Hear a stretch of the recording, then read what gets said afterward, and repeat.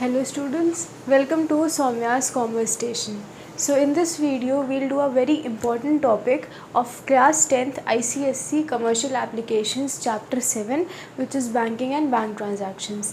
तो Banking and Bank Transactions का ये एक बहुत important topic है, class 10th ICSE बोर्ड का है ये और CBSE बोर्ड में भी चल ही जाएगा। ये टॉपिक जो है आपका ये है credit control by central bank. ठीक है, तो बेसिकली हम बैंकिंग में अभी बहुत सारी चीज़ें बच गई हैं इस चैप्टर की। हम पढ़ रहे थे, एक टॉपिक था इसमें आपका फंक्शंस ऑफ सेंट्रल बैंक कि सेंट्रल बैंक के क्या क्या फंक्शंस होते हैं। तो पहली चीज़ ये समझ लीजिए सेंट्रल बैंक होता क्या है। हर कंट्री का एक मेन बैंक होता है जो बाकी सारे बैंक्स को रेगुलेट और कंट्रोल कर रहा होता है। तो अगर इंडिया की बात की जाए तो इंडिया का सेंट्रल बैंक क्या है, RBI which is the reserve bank of India. तो रिजर्व बैंक ऑफ इंडिया के कई सारे फंक्शंस हैं, या फिर जनरल टर्म्स में देखा जाए तो जो भी सेंट्रल बैंक होते हैं उनके कई सारे फंक्शंस होते हैं। एक बहुत इंपॉर्टेंट फंक्शन होता है क्रेडिट कंट्रोल का। तो क्रेडिट कंट्रोल क्या होता है? क्रेडिट कंट्रोल, सबसे पहली चीज क्रेडिट कंट्रोल का फंक्शन करता कौन है? सेंट्रल बैंक करता है। ठीक है, जो इंडिया के केस में क्या है, RBI reserve bank of India है। हर कंट्री का अपना अपना सेंट्रल बैंक होता है। ये जो सेंट्रल बैंक होता है ये बैंक रेगुलेट करता है बाकी सारे कमर्शियल बैंक्स को। ठीक है, ये कमर्शियल बैंक 1 आपका, ठीक है, कमर्शियल बैंक 2, इस तरीके से कंट्री के अंदर कई सारे कमर्शियल बैंक्स होते हैं, उन सबको ये रेगुलेट करने का काम किसका होता है? सेंट्रल बैंक का होता है। ठीक है, कमर्शियल बैंक्स क्या होते हैं? कमर्शियल बैंक्स बेसिकली वो बैंक्स हैं, जैसे आपके एग्जांपल देख लीजिए SBI, ICICI, HDFC। ठीक है, ये सब आपके कमर्शियल बैंक्स हैं। RBI के अलावा जितने भी बैंक्स हैं ये आपके कमर्शियल बैंक्स होते हैं। हमें यहाँ पर समझना है एक टॉपिक कि सेंट्रल बैंक क्रेडिट कंट्रोल का फंक्शन कैसे कर रहा होता है। तो सबसे पहले ये समझिए क्रेडिट कंट्रोल का मतलब क्या होता है। क्या हम बात करें क्रेडिट को कंट्रोल करना, क्रेडिट क्या होता है? क्रेडिट का मतलब होता है लोन। क्या होता है? लोन। देखो, आप सबको पता है कि एक हमें अगर लोन की ज़रूरत होती है तो हम किसके पास जाते हैं? इन कमर्शियल बैंक्स के पास जाते हैं। क्या आप रिजर्व बैंक ऑफ इंडिया से जाकर डायरेक्टली लोन लेते हैं? नहीं, हम कहाँ जाते हैं? हम इन कमर्शियल बैंक्स के पास जाते हैं और ये कमर्शियल बैंक्स हमको लोन देते हैं। तो बेसिकली बैंक का फंक्शन होता क्या है? अगर कोई भी बैंक की आप बात करो तो उसमें क्या होता है कि लोग क्या करते हैं, अपनी अपनी जो भी सेविंग्स होती हैं उसको डिपॉजिट कर देते हैं बैंक के अंदर, और जब ज़रूरत होती है तो विड्रॉ कर लेते हैं। तो ये जो हम लोग डिपॉजिट करते जाते हैं इससे क्या होता है, बैंक के पास अच्छा खासा रिजर्व तैयार हो जाता है। तो बैंक के पास पैसा रहता है। अब अगर किसी को एक्स्ट्रा पैसा चाहिए जो उसके पास नहीं है तो वो जाकर बैंक से लोन ले लेता है। ठीक है, अब लोन लेने के लिए एक ही बैंक से कई सारे लोग लोन ले रहे होते हैं, अलग अलग बैंक से कई सारे लोग लोन ले रहे होते हैं, ये होता है। ठीक है, अब बात यह है कि ये जो लोन है ये एक इकॉनमी के अंदर पूरी तरीके से सर्कुलेट कर रहा होता है। ठीक है, इसको हमें कंट्रोल करना होता है, इसको सेंट्रल बैंक को कंट्रोल करना है। तो यहाँ हम बात कर रहे हैं कि इकॉनमी के अंदर जो लोन दिया जा रहा है उसको कंट्रोल सेंट्रल बैंक कैसे करता है, क्योंकि लोन देने का काम कमर्शियल बैंक्स का है। तो ये जो अलग अलग कमर्शियल बैंक्स हैं ये किसको कितना लोन दे रहे हैं, वो लोन जो दे रहे हैं वो किस पर्पज़ के लिए यूज़ हो रहा है, इसको कंट्रोल करने का काम सेंट्रल बैंक का है। One of the functions of central bank है। तो वही हम पढ़ने वाले कि किस तरीके से लोन को या क्रेडिट को कंट्रोल किया जाता है इकॉनमी में बाय द सेंट्रल बैंक। ठीक है, अब इसका बेसिक अगर आप ऑब्जेक्टिव पूछो कि क्यों क्रेडिट कंट्रोल करना है तो इसके कुछ ऑब्जेक्टिव्स दिए गए हैं। मतलब गोल क्या होता है या ऑब्जेक्टिव्स क्या है क्रेडिट कंट्रोल करने के, तो इसको समझ लीजिए। फर्स्ट ऑब्जेक्टिव आपका कहता है to stabilise the general price level in the economy. General price level जो है इकॉनमी में उसको स्टेबलाइज करना। जनरल प्राइस लेवल क्या होता है? जनरल प्राइस लेवल का बेसिक सा मतलब कि इकॉनमी में जितने भी गुड्स एंड सर्विसेज हैं उन सब के प्राइस लेवल का एक बेसिक एवरेज, कि नॉर्मल भाषा में देखा जाए, नॉर्मल टाइम में देखा जाए तो उस कंट्री में एक टाइम इंटरवल ले लेते हैं कि इस पर्टिकुलर टाइम पीरियड में एक कंट्री में जितने भी गुड्स एंड सर्विसेज हैं उनकी एक नॉर्मल एवरेज रेंज क्या है प्राइसेस की, कितना दाम क्या है उनका। ठीक है, तो ये जनरल प्राइस लेवल को क्रेडिट कंट्रोल से स्टेबलाइज किया जा सकता है। अब कैसे स्टेबलाइज करते हैं वो वो डेफिनेटली आपके सिलेबस में नहीं है, ठीक है। इसके बाद आते हैं सेकंड ऑब्जेक्टिव में। सेकंड ऑब्जेक्टिव इसका कहता है कीप एक्सचेंज रेट स्टेबल। देखो बेसिक काम क्या है क्रेडिट कंट्रोल का, स्टेबलाइज करना चीज़ें। क्या क्या स्टेबलाइज करता है, जनरल प्राइस लेवल को स्टेबलाइज करता है, उसके बाद एक्सचेंज रेट को स्टेबलाइज करता है। एक्सचेंज रेट क्या होता है, एक्सचेंज रेट का मतलब होता है एक्सचेंज करने का रेट, किस रेट पर आप एक्सचेंज कर रहे हो। क्या एक्सचेंज करने की बात हो रही है, करेंसी एक्सचेंज करने की बात हो रही है। जैसे हम क्या बोलते हैं कि $1 इज इक्वल टू 80 रुपीज़, तो इसका मतलब क्या है कि अगर हमको $1 लेना पड़ेगा तो उसके लिए हमें इंडिया के 80 रुपीज़ देने पड़ेंगे। तो ये क्या है, एक करेंसी को दूसरी करेंसी में एक्सचेंज करने का तरीका। मतलब अगर हमको जो है $2 चाहिए तो उसके बदले में हमें 160 रुपीज़ देने पड़ेंगे, ठीक है। ये आई डोंट थिंक ये एक्चुअल अभी का एक्सचेंज रेट है, कुछ चेंज हो गया होगा। ये एक्सचेंज रेट हमेशा फ्लक्चुएट करता रहता है। तो इसको स्टेबलाइज कैसे किया जाता है, क्रेडिट कंट्रोल से किया जाता है। ये ऑब्जेक्टिव है। थर्ड ऑब्जेक्टिव इसका कहता है maintain normal and steady growth rate of business activity.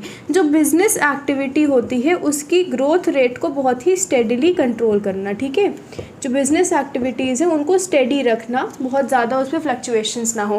Business activities की बात अगर की जाए तो आपने उसमें प्रोडक्शन साइकिल में पढ़ा है कि जो मार्केटिंग वाला चैप्टर था उसमें था कि रिसेशन होता है और डिप्रेशन होता है, इस तरीके से पूरा आपकी बिजनेस साइकिल बनी थी, कई सारी एक्टिविटीज़ होती, उसी की बात हो रही है। बिजनेस एक्टिविटीज़, इनकम एम्प्लॉयमेंट, ये वाली। तो इन एक्टिविटीज़ को स्टेडीली कंट्रोल करने का काम कैसे हो रहा है, अगर हम क्रेडिट कंट्रोल को क्या कहते हैं, RBI कंट्रोल कर लेगा, ठीक है। इसके बाद आता है आपका फोर्थ ऑब्जेक्टिव। फोर्थ ऑब्जेक्टिव आपका कहता है eliminate undue fluctuations in production and employment. So basically इन सब चीज़ों का आप देख रहे हो, इन सब का मतलब क्या है, जो फ्लक्चुएशंस हो रही हैं उनको मतलब कि क्या कर सकते हैं, कम करना कि ज़्यादा फ्लक्चुएशंस ना हो। General price level exchange rate को स्टेडली स्टेबलाइज करना, बिजनेस एक्टिविटीज़ को स्टेबलाइज करना। तो बेसिकली क्रेडिट को कंट्रोल करके हम अपनी इकोनॉमी में प्राइजेस के बहुत ज़्यादा फ्लक्चुएशंस को कंट्रोल करते हैं, ठीक है। कि चीज़ें बहुत ज़्यादा महंगी ना हो जाए, बहुत ज़्यादा सस्ती ना हो जाए, ठीक है। बहुत ज़्यादा ही इन्वेस्टमेंट ना होने लगे, बहुत ज़्यादा एम्प्लॉयमेंट एकदम कम होने लगे। तो ये सारी चीज़ें क्या है, एक्सट्रीम। तो चीज़ें एक्सट्रीम में ना जाए, एक लेवल पर बनी रहे, इसके लिए क्रेडिट कंट्रोल किया जाता है। So these are the objectives of credit control and I hope आपको ये क्रेडिट कंट्रोल समझ में आ गया होगा कि ये बेसिकली होता क्या है, ठीक है। अब यहाँ पर हम ये ऑब्जेक्टिव्स को हटा दे रहे हैं। अब हम बेसिकली पढ़ने वाले हैं कि जो आपका ये होता है क्रेडिट कंट्रोल, ये कितने तरीके से किया जाता है, क्या क्या इसके तरीके होते हैं, ठीक है। तो सबसे पहली चीज़ आप समझ लो कि ये जो क्रेडिट कंट्रोल का फंक्शन होता है, जो क्रेडिट कंट्रोल का काम होता है, कौन करता है आपका, वही reserve bank of India.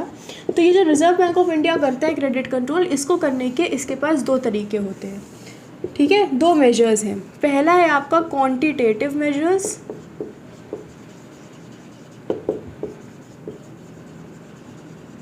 And दूसरा है आपका क्वालिटेटिव मेजर्स।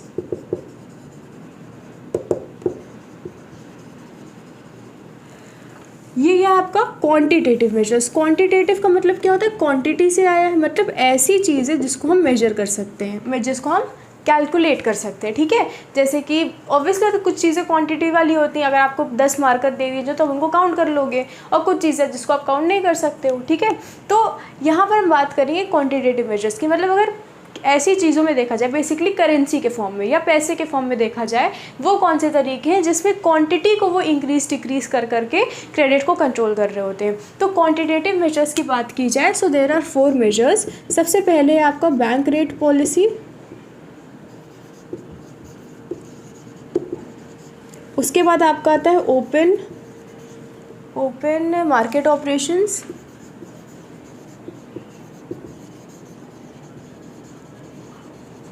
उसके बाद थर्ड आपका आता है कैश रिजर्व रेशियो,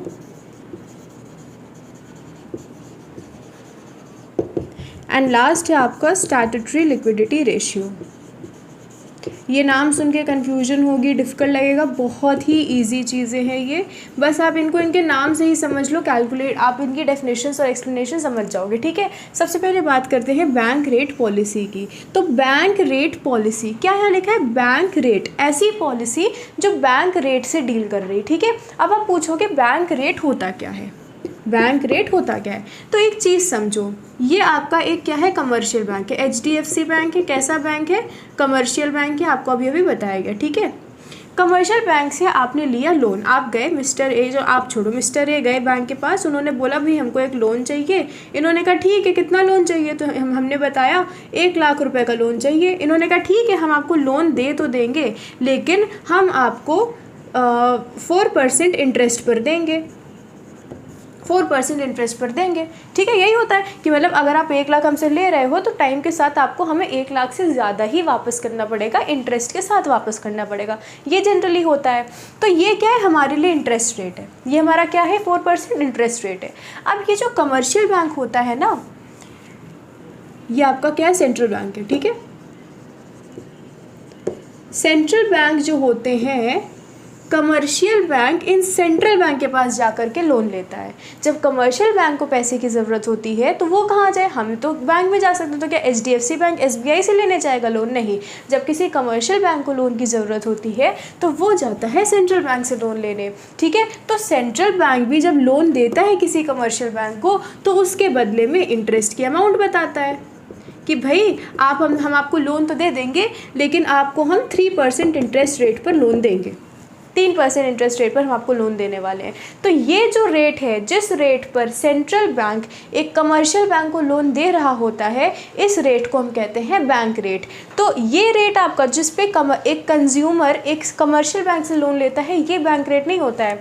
जिस इंटरेस्ट रेट पर एक कमर्शियल बैंक सेंट्रल बैंक से लोन ले रहा होता है, या सेंट्रल बैंक जिस रेट पर एक कमर्शियल बैंक को लोन दे रही होती है, उस रेट को हम बैंक रेट कहते हैं, ठीक है। तो यहाँ हम बात करेंगे बैंक रेट पॉलिसी, मतलब यहाँ पर हम बताएंगे इस बैंक रेट, ये जो 3% का बैंक रेट है, इससे हम इस क्रेडिट को कैसे कंट्रोल कर सकते हैं। हम पूरे बार केवल लोन की बात करेंगे, क्रेडिट की बात करेंगे।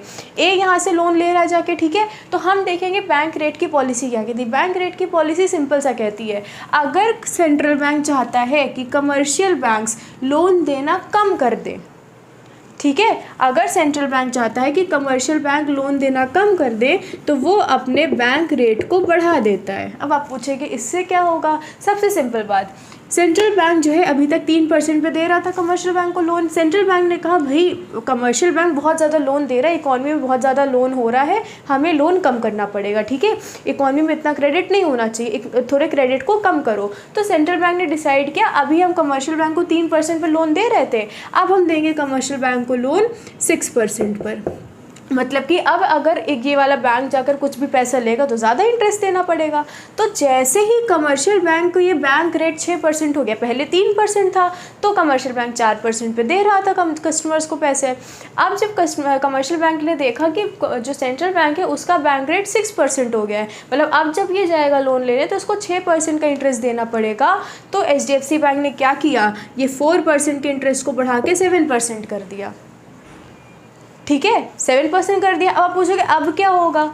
अब जब इसका जो रेट है, जो कमर्शियल बैंक का जो रेट है, इंटरेस्ट रेट है, वो 4% से 7% हो गया, तो क्या सारे लोग अब यहाँ से लोन लेंगे? नहीं लेंगे। अब लोग वेट करेंगे जब ये इंटरेस्ट रेट कम होगा तब लोन लेंगे।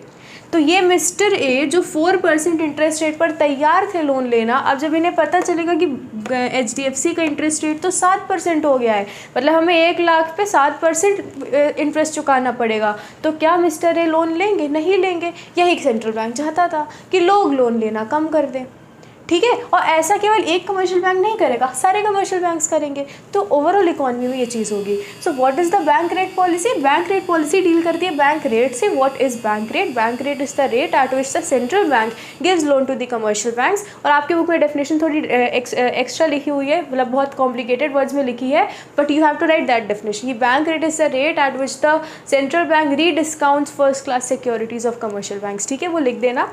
बैंक रेट को आपको यहाँ कॉन्सेप्ट समझना है कि अगर सेंट्रल बैंक चाहता है कि कमर्शियल की इकॉनमी में जो क्रेडिट है वो कम हो जाए, तो वो अपना बैंक रेट बढ़ा देता है। जब बैंक रेट बढ़ता है तो कमर्शियल बैंक अपना इंटरेस्ट रेट बढ़ा देता है, जिस इंटरेस्ट रेट के बढ़ने से लोग कमर्शियल बैंक से लोन लेना कम कर देते हैं, इकॉनमी में क्रेडिट कम हो जाता है। और सिमिलरली वाइसा वर्सा भी होता है, ठीक है। यहाँ पे कितना था आपका 3% था, यहाँ पर आपका 7% था, 4% था पहले। अब अगर सेंट्रल बैंक चाहता है कि लोग लोन लेना और बढ़ जाए और लोन लेने लगे, तो ये क्या करेगा ना, अपने इंटरेस्ट रेट को कम कर देगा, कम कर देगा कैसे, 2% कर दिया। जैसे ही कमर्शियल को पता चला कि अभी तक तो RBI 3% पर लोन दे रहा था, अब उसने 2% कर दिया है, तो कहेगा हम भी चलो 4% से 3% कर देते हैं।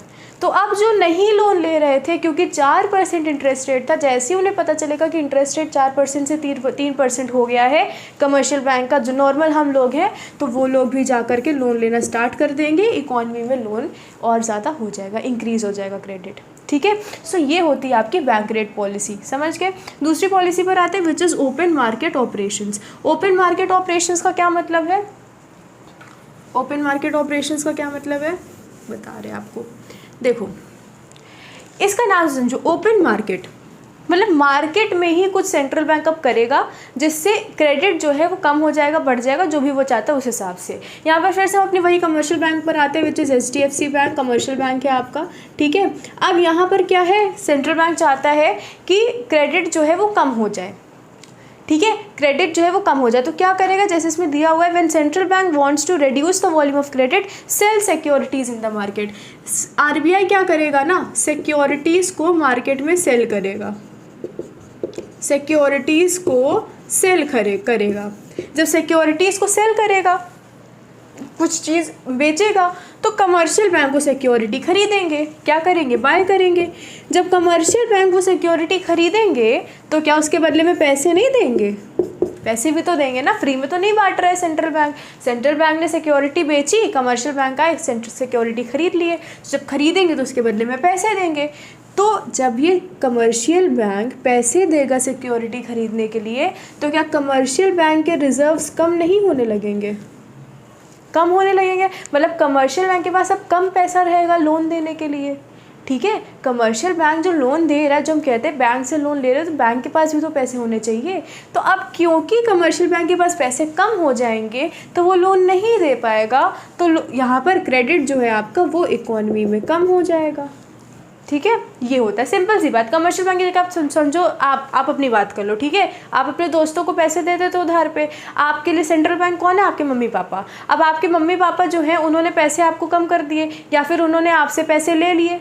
ठीक है, उन्होंने कहा ठीक है, तुमको हम नया ड्रेस दिला रहे हैं, 500 रुपीज़ हमको दो। तो 500 रुपीज़ आपकी पॉकेट मनी से चला गया। अब आपका दोस्त मांगेगा 500 रुपये, आपके पास तो बस 200 रुपये है, एक एग्जाम्पल के लिए। तो क्या आप दे पाओगे इसको लोन, नहीं दे पाओगे। वही यहाँ पर हो रहा है कि कमर्शियल बैंक को सामान बेचती है, सिक्योरिटीज़ बेचती है RBI ने। अब RBI ने पूरी इकॉनमी में ओपन मार्केट किया है, सिक्योरिटीज़ बेच रहा है, कमर्शियल बैंक्स खरीदेंगे। तो 100-200 रुपये की सिक्योरिटी नहीं बिकती है, बहुत हाई अमाउंट से बिकती है। तो कमर्शियल बैंक जब खरीदेंगे तो उनका रिजर्व कम होगा, लोन कम कर देंगे। सिमिलरली अगर उसको ऑपोजिट चीज़ करनी हो, अगर सेंट्रल बैंक चाहता है कि क्रेडिट को हम बढ़ा दें, तो बढ़ाने के लिए क्या करेगा, उल्टा काम करेगा। अभी सेंट्रल बैंक जो था वो सिक्योरिटी सेल कर रहा था, अब क्या करेगा, वो परचेज करेगा, खरीदने लगेगा। तो खरीदेगा, यही खरीदने का मतलब क्या, कि सिक्योरिटी है क्या। जब हम लोन लेने जाते हैं बैंक से, तो अपनी सिक्योरिटी लगाते हैं कि हाँ लोन ले रहे हैं, इसके बदले में ये हमारा ज़मीन है, इसको ले लीजिए। लोन ले रहे हैं, उसके बदले में हमारा घर ले लीजिए, वही तो सिक्योरिटी है। तो सिक्योरिटी कमर्शियल बैंक के पास है। अब जब क्या करेगा, RBI चाहता है कि क्रेडिट बढ़ जाए, तो वो क्या करेगा, इन कमर्शियल बैंक से सिक्योरिटी खरीदेगा। मतलब ये कमर्शियल बैंक सेल करेगा सिक्योरिटी। जब कमर्शियल बैंक सेंट्रल बैंक को सिक्योरिटी सेल करेगा, तो सेंट्रल बैंक कमर्शियल बैंक को पैसे देगा, पैसा कमर्शियल बैंक के पास और आएगा, तो जो रिजर्व्स है कमर्शियल बैंक के वो बढ़ जाएंगे। जब पैसा बढ़ जाएगा तो कमर्शियल बैंक ज़्यादा लोन दे पाएगा, क्रेडिट की वॉल्यूम बढ़ जाएगी इकोनॉमी में। ये आपका होता है ओपन मार्केट ऑपरेशंस। ठीक है, अब आते हैं थर्ड पे, which is cash reserve ratio. So I hope ये आपको समझ आ गया होगा ओपन मार्केट वाला। अब आते हैं आपके थर्ड वाले में, which is cash reserve ratio. Cash reserve ratio, इसमें फिर से अपने सेंट्रल बैंक पर कमर्शियल बैंक पर आते हैं, HDFC। ठीक है, अब देखो यहाँ पर होता क्या है, यहाँ हम बात करें कैश रिजर्व रेशियो। कोई रेशियो की बात हो रही है, मतलब कुछ रेशियो की बात हो रही है कि कुछ पार्ट इधर रखना है, कुछ पार्ट इधर रखना है। ठीक है, रेशियो का क्या मतलब होता है, जैसे फ्रैक्शन 2:3, मतलब 5 का हिस्सा था।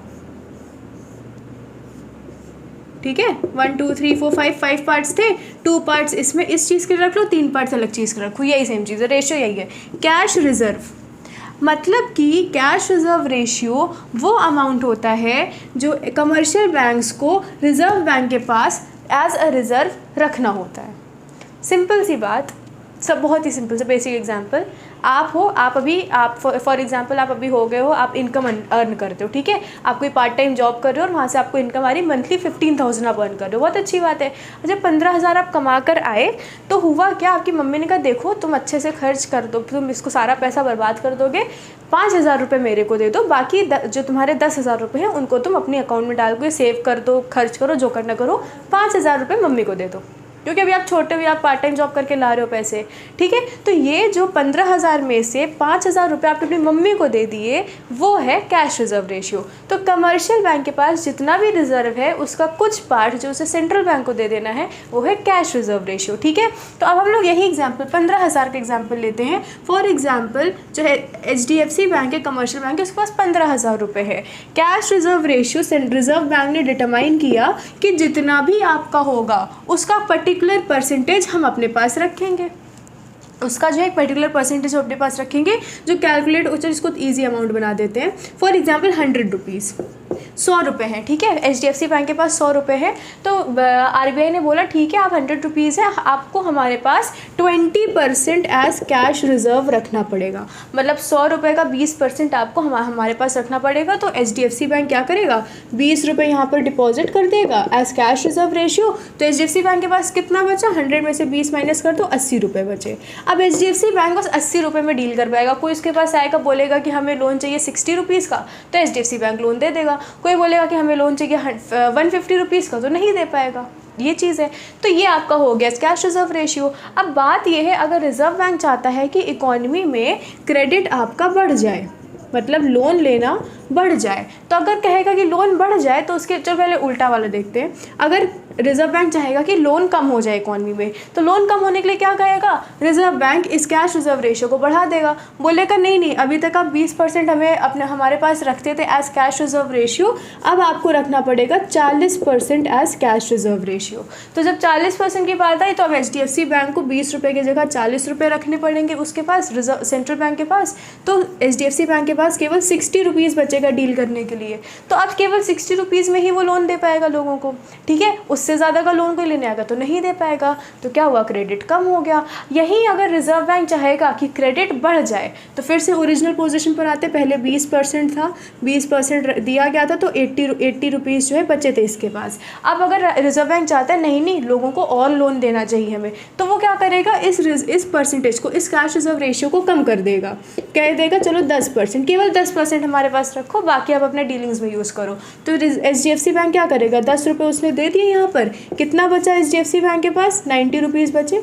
अब 90 में वो डील कर पाएगा। हाँ, जब पहले 20% कैश रिजर्व रेशियो था, तो अगर कोई इस बैंक से 85 रुपीज़ लेने आता तो नहीं दे सकता था, क्योंकि केवल 80 रुपीज़ उसके पास थे। लेकिन क्योंकि अब कैश रिजर्व रेशियो कम हो गया है, तो रिजर्व बैंक के पास केवल 10 रुपये गए हैं, 90 रुपीज़ बचे हैं, तो 85 का लोन भी वो दे पाएगा, तो लोन बढ़ जाएगा इकॉनमी में। तो सिंपल सी बात है, कैश रिजर्व रेशियो का कैसे यूज़ होता है, अगर क्रेडिट को हमें कम करना पड़ता है तो CRR हमको बढ़ाना पड़ता है, एंड वैसा वर्सा मतलब क्रेडिट को अगर बढ़ाना है तो CRR को हमें कम कर देना पड़ेगा। I hope cash reserve ratio is clear. इसके बाद आता है आपका स्टैट्यूटरी लिक्विडिटी रेशियो, ठीक है। एक और चीज़, cash reserve ratio, statutory liquidity ratio, दोनों वो रिजर्व टाइप के अमाउंट है जो हम रखते हैं सेंट्रल बैंक के पास या कमर्शियल बैंक के पास। अब होगा क्या, यहाँ पर बच्चों को ये कन्फ्यूजन होती है कि कौन सा रेशियो हम सेंट्रल बैंक के पास रखते हैं और कौन सा रिजर्व हम बैंक के पास खुद रखते हैं। तो इसका एक सिंपल सा तरीका याद करने का, जो कैश रिजर्व रेशियो है वो C से स्टार्ट हो रहा है, और C का मतलब क्या होता है, सेंट्रल बैंक मतलब कि ये वो रेशियो है जो सेंट्रल बैंक के पास एक कमर्शियल बैंक को रखना पड़ेगा। और स्टैट्यूटरी लिक्विडिटी रेशियो किससे स्टार्ट होता है, S से स्टार्ट होता है। S का मतलब क्या होता है, सेल्फ, मतलब कमर्शियल बैंक को वो रिजर्व अपने ही पास रखना होगा। तो यहीं से आप स्टैट्यूटरी लिक्विडिटी रेशियो भी समझ गए होंगे। स्टैट्यूटरी लिक्विडिटी रेशियो वो अमाउंट होता है जो ये भी सेंट्रल बैंक फिक्स करता है। सेंट्रल बैंक कहता है ठीक है, आपने हमें तो CRR दे दिया, हमने बोल दिया कि ठीक है 20% हमको दे दीजिए एज कैश रिजर्व रेशियो, पर एक और चीज़ है, आपको अपने पास भी 10% का रिजर्व रखना पड़ेगा, which will be your statutory liquidity ratio. वही एग्जांपल लेते हैं, आप 15,000 अर्न करके आए, आपकी मम्मी ने कहा ठीक है 5,000 रुपीज़ मेरे को दे दो, मेरे पास सेफ रहेगा, बाकी 10,000 तुम खर्च करो। ये क्या था, 5,000 कैश रिजर्व रेशियो। पर मम्मी ने आपके कहा कि नहीं तुम ना 10,000 से भी 3,000 अलग रख लो, अपने ही पास रखो, दूसरे एक गुल्लक बना के उसमें 3,000 सेव करते जाओ, वो रिजर्व रहेगा, उसको खर्च नहीं करना है, बाकी जो 7,000 बचे हैं उसमें डील करो। तो जो आपने 3,000 अलग से अपने ही पास रखा है एज अ रिजर्व, वो है आपका स्टैट्यूटरी लिक्विडिटी रेशियो। तो वही यहाँ पर बात हो रही है कि कमर्शियल बैंक जो अब रिजर्व अमाउंट अपने पास ही एज अ रिजर्व रखता है, जिस पैसे को वो डीलिंग्स में नहीं यूज़ करता है, वो होता है स्टैट्यूटरी लिक्विडिटी रेशियो। अब इसमें भी अगर सेंट्रल बैंक चाहेगा, और ये कितना रखना है कमर्शियल बैंक को डिसाइड करता है reserve bank of India. Same वही चीज़ है, फ़र्क ये है कि CRR जो था वो रिजर्व बैंक ऑफ इंडिया के पास डिपॉजिट हो रहा था, SLR जो है वो कमर्शियल बैंक खुद के पास रखेगा। तो इसमें भी क्या होगा, अगर सेम एग्जाम्पल लेकर हम लोग चलते हैं कि अगर सेम एग्जाम्पल लेकर चलें, 100 रुपीज़ है जो इस HDFC बैंक के पास है, रिजर्व बैंक ऑफ इंडिया ने कहा एक काम करिए, आप जो है अपने पास 15% SLR रखिए। तो इसका मतलब है कि 100 रुपीज़ में से 15 रुपीज़ HDFC बैंक को अपने ही बैंक के अंदर एज अ रिज़र्व रखना पड़ेगा। तो वो कितने में डील कर पाएगा, केवल 85 रुपीज़ में डील कर पाएगा। ठीक है, ये नॉर्मल कंडीशन थी। रिजर्व बैंक ऑफ इंडिया ने सोचा कि हम चाहते हैं कि इकोनॉमी में क्रेडिट जो है वो कम हो जाए, क्रेडिट कम करने के लिए क्या करेगा, ये रेशियो बढ़ा देगा, बोलेगा चलो आप 15% रखते थे अभी तक, अब आपको रखने होंगे अपने पास 30% एज स्टैट्यूटरी लिक्विडिटी रेशियो। मतलब अब HDFC बैंक को 15 रुपये की जगह 30 रुपये अपने पास रिजर्व की तरह रखने पड़ेंगे। तो अभी तक वो 85 रुपीज़ थे उसके पास डील करने के लिए, अब कितने बचे, केवल 70 रुपीज़ बचे। तो क्रेडिट कम हो जाएगा SLR के बढ़ने पर, 15 से 30 हो गया। सिमिलरली अगर रिजर्व बैंक ऑफ इंडिया चाहता है कि क्रेडिट कम हो जाए, क्रेडिट जो है बढ़ जाए इकॉनमी में, तो इसके लिए वो इस अमाउंट को रिड्यूस कर देगा। पहले 15%, तब इसने कर दिया 10%। उसने कहा ठीक है, अभी तक आप 30% हमें अपने पास रख रहे थे, अब हम अमाउंट कम कर देते हैं, केवल 10% आपको SLR की तरह रखना है। तो अब यहाँ पर क्या होगा, HDFC बैंक 100 रुपीज़ में से केवल 10 रुपये as a statutory liquidity ratio रखेगा, मतलब 90 रुपीज़ इसके पास बच जाएंगे डील करने के लिए। तो आपका क्रेडिट जो है वो इकॉनमी में बढ़ जाएगा, और SLR आपका, क्योंकि SLR कम हो गया तो उससे क्रेडिट इकॉनमी में बढ़ जाएगा, अब ज़्यादा लोन दे पाएगा commercial bank. So this is how the central bank does credit control using the quantitative measures. तो क्वांटिटेटिव मेजर्स यही कहते हैं ना कि जो आप जिन चीज़ों का मेजर कर सको। यहाँ पर आपने जितनी बात करी सब आपने कैलकुलेशन से समझी, तो ये आपकी क्वांटिटेटिव चीज़ें थी। तो एक क्विक रिकैप आपको दे दिया जाता है। क्वांटिटेटिव तरीके जो होते हैं वो 4 होते हैं: bank rate policy, open market operation, cash reserve ratio, statutory liquidity ratio. Bank rate policy, bank rate वो रेट होता है जिस रेट पर सेंट्रल बैंक कमर्शियल बैंक को लोन दे रहा होता है। और इसका केस हमारा क्या है, अगर आप चाहते हो, देखो C से आप क्रेडिट रिप्रेजेंट करेंगे और BR से हम रिप्रेजेंट कर रहे हैं बैंक रेट। तो अगर हम बैंक रेट को बढ़ा देंगे तो क्रेडिट कम हो जाएगा, अगर बैंक रेट को कम कर देंगे तो क्रेडिट आपका बढ़ जाएगा। ठीक है। ओपन मार्केट ऑपरेशंस में सेंट्रल बैंक सिक्योरिटीज़ को सेल करता है या परचेस करता है। मतलब कि अगर reserve bank in open market operations में सिक्योरिटीज़ को बाय करेगा, खरीदेगा, तो जो आपका क्रेडिट है इकॉनमी में वो कम हो जाएगा। अगर ओपन मार्केट ऑपरेशंस में सेंट्रल बैंक सिक्योरिटीज़ को सेल करेगा तो क्रेडिट आपका इकॉनमी में बढ़ जाएगा। ये आपको एक्सप्लेन कर दिया जा चुका है। कैश रिजर्व रेशियो और स्टैट्यूटरी लिक्विडिटी रेशियो का सेम चीज़ होती है।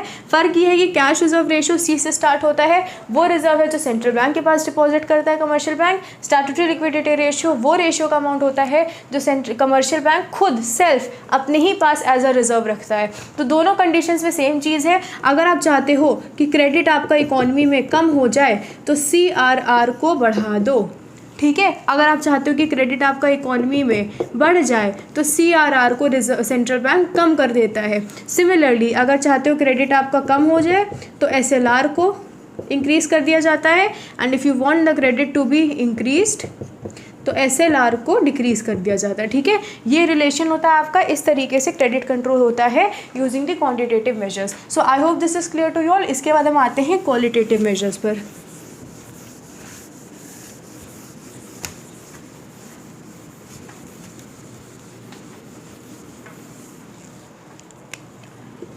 क्वालिटेटिव मेजर्स की बात की जाए तो क्वालिटेटिव मेजर्स क्या होते हैं, वो मेजर्स मतलब जिनको हम मेजर नहीं कर सकते, ठीक है। क्वांटिटेटिवली नंबर के फॉर्म में हम नहीं बता सकते कि क्या चीज़ है।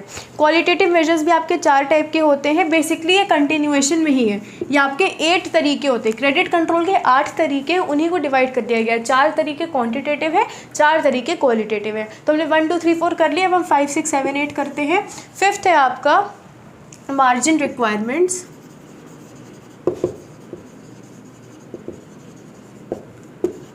6th है आपका क्रेडिट रैशनिंग,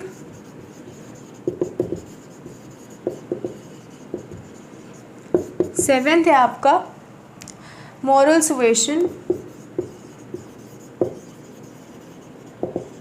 एंड 8th है पब्लिसिटी। क्या कह रही है पॉइंट्स, एक एक करके इनको भी समझेंगे, ठीक है। सबसे पहले आपका मार्जिन रिक्वायरमेंट क्या है। मार्जिन रिक्वायरमेंट होता क्या है, देखो समझो। मार्जिन रिक्वायरमेंट में कहा गया कि कमर्शियल बैंक्स को एक मार्जिन रखनी पड़ती है between the amount of loan granted and the securities cost. देखो आप HDFC बैंक के पास जाओगे लोन लेने के लिए, ये आपका HDFC बैंक है, ठीक है, कमर्शियल बैंक है, यहाँ से आपको क्या है लोन लेना है, ठीक है। तो जनरली क्या होता है, अगर फॉर एग्जांपल आपको 1 लाख का लोन लेना है तो वो आपसे सिक्योरिटी मांगेंगे, ठीक है, या 1 लाख छोड़ो, आपको लोन लेना है 80,000 का, तो वो आपसे कहेंगे कि भाई 80,000 का लोन लेने तो आप आ रहे हो हमारे पास, पर हमें आपकी 20% ज़्यादा सिक्योरिटी चाहिए। मतलब कि अगर आपको 80,000 का लोन लेना है तो ऐसा कुछ हमारे पास एज अ सिक्योरिटी देकर जाओ जिसकी वैल्यू 1 लाख रुपए की हो। मतलब कि अगर आपके पास कोई ज़मीन है जो 1 लाख रुपए की है, वो ज़मीन बैंक को एज अ सिक्योरिटी दे दो, उसके बदले में बैंक आपको 80,000 का लोन दे देगी। तो यहाँ पर ये जो डिफरेंस है 20,000 रुपये का, ये होती है आपकी मार्जिन रिक्वायरमेंट, ठीक है। जनरली यही होता है। फॉर एग्जाम्पल सिंपल सी बात, अगर आपके फ्रेंड ने आपसे लोन ले लिया, ठीक है, और उसने बोला कि लोन में मुझे 500 रुपये दे दो, ठीक है, तो आप उसकी बोलोगे कि ठीक है 500 रुपये लोन दे रहे हो, पर जो तुम्हारा ये पेंसिल बॉक्स है ये मुझे देकर जाओ। और अगर वो पेंसिल बॉक्स 500 रुपीज़ से कम का हुआ तो क्या आप लोगे उसको एज अ सिक्योरिटी? नहीं, डेफिनेटली नहीं। अगर आपने 500 का लोन दिया है अपने दोस्त को और आपको पता है वो पेंसिल बॉक्स 300 रुपीज़ का है, तो क्या आप उसको लोगे एज अ लोन? नहीं। एटलीस्ट 500 रुपये का तो वो बॉक्स होना ही चाहिए, तभी आप उस 500 रुपये के लोन के बदले में उसका 500 रुपये का बॉक्स लोगे। पर जनरली क्या होता है, हम ज़्यादा का वैल्यू का लेते हैं। अगर आपने 500 का लोन दिया है तो आप 600 रुपये का बॉक्स, उसको पेंसिल बॉक्स होगा तो आप ले लोगे। ऐसा दोस्तों में नहीं होता है, बट हाँ बैंक में होता है, ठीक है। तो अगर आपको 80,000 का लोन चाहिए तो बैंक आपसे 1 लाख रुपये की सिक्योरिटी मांग रहा है। क्यों? क्योंकि मार्जिन रिक्वायरमेंट है 20,000, ठीक है। अब यहाँ पर कैसे वो आपका सेंट्रल बैंक काम करेगा? सेंट्रल बैंक ये मार्जिन रिक्वायरमेंट से खेलेगा, ठीक है। क्या करेगा, अगर वो चाहेगा कि आपका जो इकॉनमी है उसमें क्रेडिट जो है वो कम हो जाए, पहले कम होने का दिया है, ठीक है। देखो यहाँ पर ये दिया गया है, when the central bank raises margin requirement volume of credit is reduced. Simple सी बात, अगर सेंट्रल बैंक चाहता है कि क्रेडिट आपका कम हो जाए, मतलब ज़्यादातर जो लोग लोन लेने आ रहे हैं कम लोन जाए इकॉनमी में, तो वो क्या करेगा, मार्जिन रिक्वायरमेंट को बढ़ा देगा, ठीक है।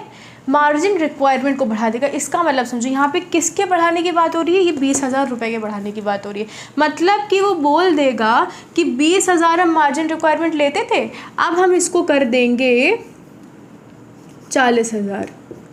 मतलब कि अगर अब वो 80,000 का कुछ लोन चाहिए होगा एक पर्सन को, तो उसको 80,000 में 40,000 और ऐड करती हुई प्रॉपर्टी या कुछ सिक्योरिटी रखनी पड़ेगी। मतलब अभी 80,000 के लिए पहले केवल 1 लाख की ज़मीन से काम चल गया था, क्योंकि तब मार्जिन रिक्वायरमेंट 20,000 थी। पर अब क्योंकि मार्जिन रिक्वायरमेंट आपकी बढ़ के 20,000 से 40,000 हो गई है, तो अब यहाँ पर सिक्योरिटी कितने की रखनी पड़ेगी, 80,000 प्लस 40,000 की मार्जिन, 8 + 4 कितना हुआ, 12, 1,20,000, ठीक है। तो वही यहाँ पर बात हो रही है कि जब 1,20,000 की सिक्योरिटी आपको रखनी होगी, अगर आपके पास जो ज़मीन है वो केवल 1 लाख की है और उसके अलावा कुछ है ही नहीं, तो आप क्या एक सिक्योरिटी दे पाओगे? सिक्योरिटी नहीं दे पाओगे तो लोन आपको नहीं मिलेगा, ठीक है। जो लोग लोन ले सकते थे इस बैंक से क्योंकि उनके पास 1 लाख की सिक्योरिटी थी, क्योंकि उस टाइम पे मार्जिन रिक्वायरमेंट केवल 20,000 थी, वो तो लोन नहीं ले पाएंगे ना मार्जिन रिक्वायरमेंट में बढ़ने पर। तो वही यहाँ पर बात हो रही है कि अगर सेंट्रल बैंक चाहता है कि क्रेडिट लोन इकोनॉमी में कम हो जाए तो वो इस मार्जिन को बढ़ा देता है। पहले मार्जिन थी 20,000 रुपये, तो पहले सेंट्रल बैंक का ये कहना था कि ठीक है 80,000 का आपको अगर लोन चाहिए हमारे बैंक से, कमर्शियल बैंक से लोन चाहिए तो 20,000 की, कमर्शियल बैंक को बोला गया ठीक है 80,000 के लोन पर आप एक्स्ट्रा 20,000 का कुछ मतलब कि जितना लोन दे रहे हो प्लस 20,000 उतनी वैल्यू की सिक्योरिटी अपने पास रखोगे। तो उस केस में HDFC क्या कर रहा था, ठीक है 80,000 का लोन चाहिए तो हमें एक ऐसी प्रॉपर्टी दो जो एटलीस्ट 1 लाख रुपए की हो, क्योंकि हमारी मार्जिन 20,000 रुपये की आती है। ठीक है, उसके बाद क्या हुआ, सेंट्रल बैंक ने कहा कि भाई हमें लोन कम करना पड़ेगा, ज़्यादा लोग लोन ले रहे हैं इकॉनमी में। तो सेंट्रल बैंक ने बोला ठीक है एक काम करो मार्जिन रिक्वायरमेंट बढ़ा दो, मार्जिन अभी 20,000 की थी अब मार्जिन कर दो 40,000 की। तो 40,000 की करने का क्या मतलब हुआ, कमर्शियल बैंक को बताया क्या ठीक है अगर अब आपके पास कोई लोन लेने आए तो उस अमाउंट से 40,000 ज़्यादा का जो सिक्योरिटी है उसको लेना। अब फिर एक पर्सन आया HDFC के पास, बोला हमें 80,000 का लोन चाहिए, तो HDFC बैंक क्या बोलेगा ठीक है आपको अगर 80,000 का लोन चाहिए तो उसमें प्लस करो 40,000 मतलब 1,20,000, हमें ऐसी सिक्योरिटी देकर जाओ जो 1,20,000 की हो, उससे कम की सिक्योरिटी हम नहीं लेने वाले। तो मार्जिन रिक्वायरमेंट के बढ़ने से क्या हुआ, महंगा हो गया लोन। ठीक है, अब जिसके पास 1,20,000 की सिक्योरिटी नहीं है वो लोन नहीं लेगा तो इकॉनमी में लोन कम हो जाएगा। ये एक बैंक के पर्सपेक्टिव से बताया जा रहा है, ये सारे कमर्शियल बैंक को दिमाग में रखकर समझ लो। सिमिलरली इसका उल्टा होता है जब सेंट्रल बैंक चाहता है कि क्रेडिट जो है इकॉनमी में बढ़ जाए, तो बढ़ाने के लिए क्या करता है, अगर क्रेडिट बढ़ाना है तो उल्टा कर देगा, मार्जिन रिक्वायरमेंट कम कर देगा। अगर पहले 20,000 की मार्जिन रिक्वायरमेंट थी अब बोल दी गई 20,000 नहीं केवल 10,000 की मार्जिन रिक्वायरमेंट है। तो 10,000 की मार्जिन रिक्वायरमेंट होने का मतलब कि अगर किसी को 80,000 का लोन चाहिए तो उसको 1 लाख की बजाय केवल 90,000 की ही सिक्योरिटी रखनी पड़ेगी, 80 + 10 90। तो मार्जिन रिक्वायरमेंट कम होने से अब केवल अगर 90,000 की भी प्रॉपर्टी है आप उसको रख दोगे तो आपको लोन मिल जाएगा। तो जो लोग पहले लोन नहीं ले पा रहे थे क्योंकि 1 लाख की सिक्योरिटी रखनी पड़ रही थी because margin requirement at that time was 20,000, वो लोग अगर उनके पास 90,000 की सिक्योरिटी होगी तो अब वो लोन अवेल कर पाएंगे, तो ज़्यादा लोग लोन लेने आएंगे और इकॉनमी में क्रेडिट बढ़ जाएगा। ठीक है, ये एक ही पर्सन के साइड से आपको एग्जाम्पल दिया जा रहा था। सो आई होप मार्जिन रिक्वायरमेंट्स आपको क्लियर हो गई होंगी। तो क्रेडिट बढ़ाने के लिए क्या करते हैं, क्रेडिट कम करने के लिए क्या करते हैं, I hope it's clear to you all. ठीक है, इसके बाद आता है आपका next point which is credit rationing. Credit rationing का क्या मतलब होता है, central bank fixes a limit to credit facilities. मतलब यहाँ पर सेंट्रल बैंक कमर्शियल बैंक से कहता है कि भाई हम लिमिट लगा रहे हैं, इससे ज़्यादा लोन आप नहीं दे पाओगे। वो बोलता ये है कि available credit is rationed among them according to purpose of credit and this is used in exceptional situation. मतलब यहाँ पर क्या करते हैं, क्रेडिट को लोन की रैशनिंग कर देता है। रैशनिंग का मतलब, राशन का मतलब क्या होता है, यहाँ पे वो राशन का मतलब नहीं है। राशनिंग का मतलब है कि इतना अमाउंट आपको इस काम के लिए लोन देना है, अगर कोई आपसे होम लोन लेने आया है तो इतने ही अमाउंट का लोन दोगे, इससे ज़्यादा नहीं देने वाले हो। अगर आपके पास इतना अमाउंट जो हमने दिया है ये आप केवल इन्वेस्टमेंट के लिए देने वाले हो, बिजनेस लोगों को इतना लोन हम आपको दे रहे हैं, इतना अमाउंट रिजर्व कर दो, ये आप केवल इस पर्पस में के लिए लोन दे पाओगे। तो पर्पस के हिसाब से सेंट्रल बैंक कमर्शियल बैंक को कहता है कि आपके पास जो जो अमाउंट है उसका इतना % इस काम के लिए लगेगा, इतना % इस पर्पस के लिए लगेगा। तो क्रेडिट की रैशनिंग हो जाती है कि लोन आप इन चीज़ों के लिए इतना इतना ही दे सकते हो। तो इससे क्या होता है, एक लिमिट लग जाती है। तो ये भी कंट्रोल करने का तरीका होता है, बस इसमें इतना ही बताया गया है। ठीक है, और ये कब यूज़ होता है, क्रेडिट रैशनिंग तब यूज़ होता है जब बहुत ज़्यादा मॉनेटरी स्ट्रिंजेंसी, मतलब जब दिक्कतें हो रही होती हैं, प्रॉब्लमेटिक सिचुएशंस में क्रेडिट रैशनिंग को यूज़ किया जाता है। ठीक है, और क्रेडिट रैशनिंग को केवल हम क्रेडिट को कम करने के लिए ही यूज़ कर सकते हैं। क्रेडिट के एक्सपेंशन के लिए अगर क्रेडिट हमें बढ़ाना है उसके लिए यूज़ नहीं कर सकते हैं, ये चीज़ याद रखना। मॉरल सुएशन क्या होता है, मॉरल सुएशन का नाम से पता चल रहा है, मॉरल मतलब कि कमर्शियल बैंक्स को एक रिस्पेक्ट है सेंट्रल बैंक की। कमर्शियल बैंक्स को एक ये है कि हाँ सेंट्रल बैंक एक ऊपर की अथॉरिटी है, ठीक है, उसकी एक रिस्पेक्ट है, उनके ऑर्डर्स जो है वो मैटर करते हैं कमर्शियल बैंक के लिए। तो यहाँ पर ये होता है। सुएशन कहाँ से है, सुएशन मतलब परजुएशन, जैसे हम किसी को वो करते हैं, ठीक है, परजुएट करते हैं कि ऐसा कर लो वैसा कर लो। तो मॉरल सुएशन का सिंपल से इतना मतलब है, जो सेंट्रल बैंक होता है वो रिक्वेस्ट करता है और परसुएट करता है कमर्शियल बैंक्स को कि प्लीज़ आप क्रेडिट को गलत पर्पसेस के लिए या ऐसे कामों में जहाँ बहुत क्लैरिटी ना हो, आपको लग रहा है कि गलत चीज़ों में यूज़ हो सकता है पैसा, वहाँ उन लोगों को लोन मत दीजिए। तो जो कमर्शियल बैंक्स होते हैं वो अथॉरिटी को ऑनर करते हैं सेंट्रल बैंक बैंक की, और उस वजह से इन टाइप की लेंडिंग नहीं करते हैं। तो मतलब कि यहाँ पर कोई सेंट्रल बैंक कुछ ऑर्डर नहीं देता होता है, कोई डायरेक्टिव नहीं इशू कर रहा होता है। सेंट्रल बैंक बस कहता है कि देखो कंट्री को देखते हुए चलते हुए कमर्शियल बैंक से मतलब परसुएट किया जा रहा है कि आप गलत कामों के लिए, स्पेकुलेटिव कामों के लिए लोन मत दीजिए। तो कमर्शियल बैंक नहीं देते हैं लोन। अगर उन्हें लगता है ऐसा कोई काम है जहाँ स्पेकुलेटिव है तो वहाँ लोन नहीं देते। तो ये भी क्रेडिट कंट्रोल करने का तरीका है। फिर आता है पब्लिसिटी। पब्लिसिटी का मतलब सिंपल सा होता है कि जो रिपोर्ट्स वगैरह होती हैं, इकॉनमी में क्या चल रहा है, ये सारी चीज़ें इशू करवा दी जाती है। अच्छा, एक और चीज़, मॉरल सुएशन में कई बार अगर कमर्शियल बैंक नहीं सुन रहे हैं तो सेंट्रल बैंक डायरेक्टिव्स भी इशू करे। डायरेक्टिव मतलब ऑर्डर आ गया, अब तो मानना पड़ेगा, ठीक है। उसके बाद है पब्लिसिटी। पब्लिसिटी ये कहता है जो रिपोर्ट्स होती हैं या इंडस्ट्री से रिलेटेड, ट्रेड से रिलेटेड, ये सारी चीज़ें क्या होती हैं, पब्लिक कर दी जाती हैं, ठीक है। पब्लिक क्या कह सकते हैं, ये सारी जो रिपोर्ट्स होती हैं इनको इशू कर दिया जाता है, इनका रिव्यू किया जाता है, और जिसमें असेट्स, लाइबिलिटीज़ ये सब मेंशन होती हैं। तो ऐसी रिपोर्ट्स को पब्लिकेशन सेंट्रल बैंक कर देता है। तो इन रिपोर्ट से कमर्शियल बैंक्स को आइडिया लग जाता है कि इकॉनमी में क्या चीज़ें कैसे चल रही हैं। तो उस हिसाब से वो अपनी क्रेडिट देने और लेने की जो क्या कह सकते हैं काम है, उस चीज़ पे कंट्रोल कर ले जाए। तो वही चीज़ कह रहे हैं कि सेंट्रल बैंक रिपोर्ट्स और इशू, स्टेटमेंट्स, ये सारी चीज़ें पब्लिकेशन इनका करती है, और इन पब्लिकेशन से कमर्शियल बैंक्स अवेयर हो जाते हैं कि इकॉनमी में मनी की क्या क्या कंडीशन चल रही है, फाइनेंस में, ट्रेड में, इंडस्ट्री में, और वो अपनी क्रेडिट एक्टिविटीज़ को उसी हिसाब से एडजस्ट कर लेते हैं, अपने हिसाब से एडजस्ट कर लेते हैं। पब्लिसिटी बेसिकली बात कर रहा है कि सेंट्रल बैंक पब्लिकेशंस करती हैं जिसमें इकॉनमी के बारे में डेटा दिया होता है, ठीक है। तो ये आपके हो गए क्वालिटेटिव मेजर्स। तो हमने देखा क्रेडिट कंट्रोल करने के 2 मेजर्स होते हैं, टोटल 8 तरीके होते हैं जिनको हमने 2 मेजर्स में क्लासीफाई किया है, quantitative, qualitative. Quantitative measures are those which are measurable, जिसमें bank rate policy, open market operations, cash reserve ratio, statutory liquidity ratio था। उसके बाद सेकंड आता है आपका क्वालिटेटिव मेजर्स। क्वालिटेटिव मेजर्स में आपका आता है सबसे पहले मार्जिन रिक्वायरमेंट्स, उसके बाद क्रेडिट रैशनिंग, मॉरल सुएशन, और लास्ट आपका पब्लिसिटी। तो यहाँ पर आपका क्रेडिट कंट्रोल का फंक्शन कंप्लीट होता है। तो I hope you have like this video. कुछ इसमें डाउट्स हो तो कमेंट सेक्शन में पूछ लीजिएगा। Otherwise take care of yourself, study hard, God bless you all.